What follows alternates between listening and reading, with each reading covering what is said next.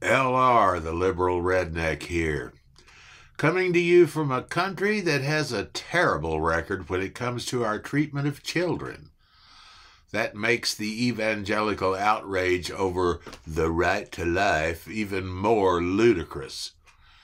Children depend on adults for everything, and our efforts towards them have been lame at best. As just one example, consider our history regarding child labor. Child labor, or the use of children as workers, servants, and apprentices, has been practiced throughout most of human history, but reached its zenith during the Industrial Revolution. Miserable working conditions, including crowded and unclean factories, a lack of safety codes, and long hours were the norm. The famous union organizer, Mother Jones, described the situation thus, quote, "They begin work at 5:30 until 7 at night. Children 6 years old going home to lie on a straw pallet until time to resume work the next morning. I have seen the hair torn out of their scalps by the machinery, their scalps torn off. And yet not a single tear was shed while the poodle dogs were loved and caressed and carried to the seashore." End quote. Working children were typically unable to attend school, creating a cycle of poverty that was difficult to break. 19th century reformers and labor organizers sought to restrict child labor and improve working conditions to uplift the masses. But it took the Great Depression, a time when Americans were desperate for employment, to shake long-held practices of child labor in the United States. The Industrial Revolution saw the rise of factories and mines in need of workers.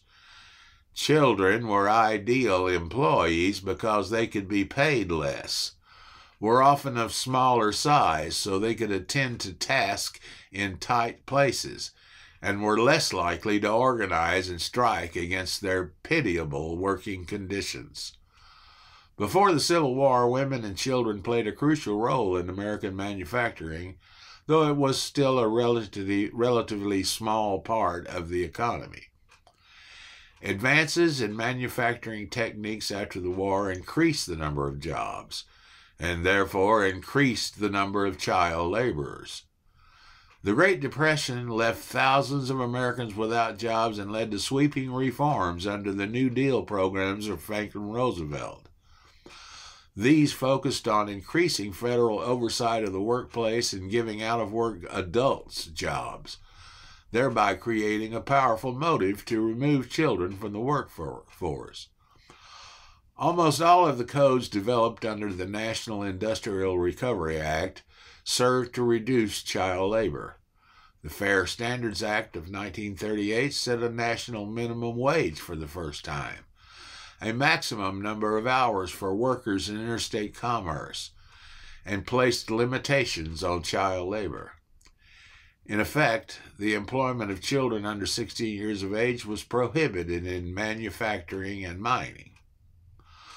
Although child labor has been significantly stalled in the United States, it lingers in certain areas of the economy like agriculture, where migrant workers are more difficult to regulate.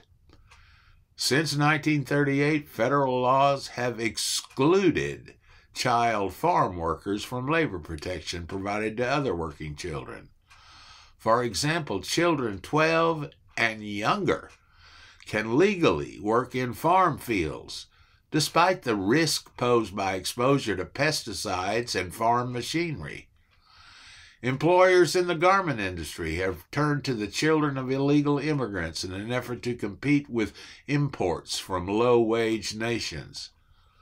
Despite laws limiting the number of hours of work for children and teens still attending school, the increasing cost of education means many are working longer hours to make ends meet.